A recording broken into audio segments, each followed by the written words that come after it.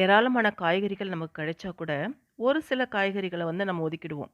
சாப்பிடவே மாட்டோம். அந்த மாதிரி ஒதுக்கக்கூடிய காய்கறிகள்ல ஏராளமான சத்துக்களும் அடங்கியிருக்கு.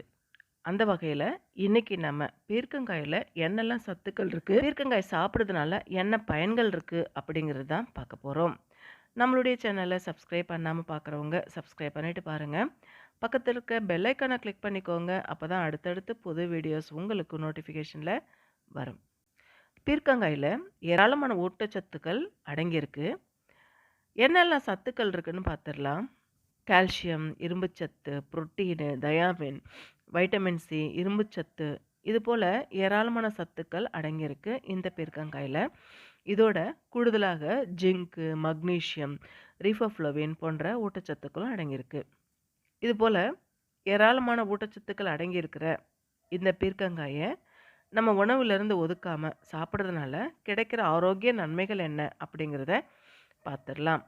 உடல் சூட்டை குறைக்கிறதுக்கு இந்த பீர்க்கங்காய் எப்படி உதவுது அப்படின்னு பார்த்துடலாம். பொதுவாகவே பீர்க்கங்காய் கோடை காலத்துக்கு ஏற்ற மாதிரி சிறந்த ஒரு உணவு. இது அதிக நீர்ச்சத்து இருக்கிற காய்கறி அப்படிங்கிறதுனால உடலில் இருக்கிற அதிகப்படியான சூட்டை குறைக்க உதவுது. அது மட்டும் இல்லாமல் இதில் ஜிங்க்கு, பொட்டாசியம், காப்பர், செலினியம் இது போல் ஏராளமான சத்துக்கள் இருக்குது. இது உடலுக்கு தேவையான ஆற்றலை வழங்குது. அது மட்டும் இல்லாமல் இது உடலில் இருக்கிற அசிடிட்டியை சமநிலைப்படுத்தவும் எலக்ட்ரோலைட்களை சேமிக்கவும் உதவுது.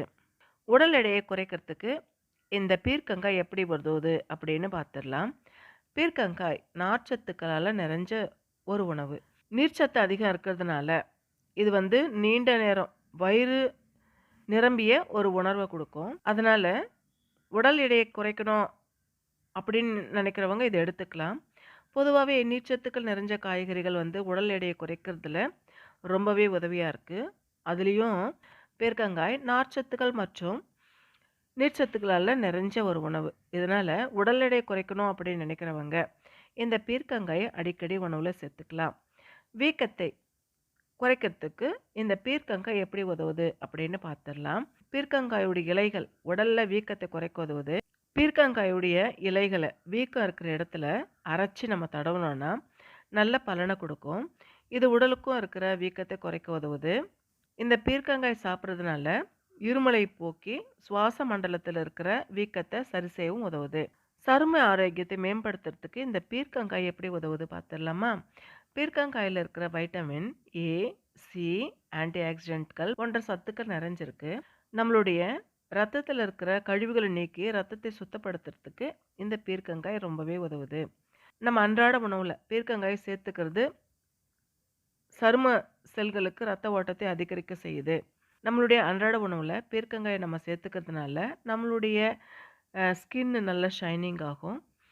இது நம்மளுடைய முகத்தில் இருக்கிற முகப்பருக்கள், தொற்றுகள், கரும்புள்ளிகள் இது எல்லாமே தடுத்து நம்மளுடைய முகத்தை பளபளப்பாக மாற்றுது. கண் பார்வையை மேம்படுத்துறதுக்கு இந்த பீர்க்கங்காய் எப்படி உதவுது பார்த்துடலாமா? பீர்க்கங்காயில் விட்டமின் ஏ சத்து அதிகமாகவே இருக்குது. அதனால் கண் பார்வையை அதிகரிக்க செய்யுது இந்த வைட்டமின் ஏ சத்து.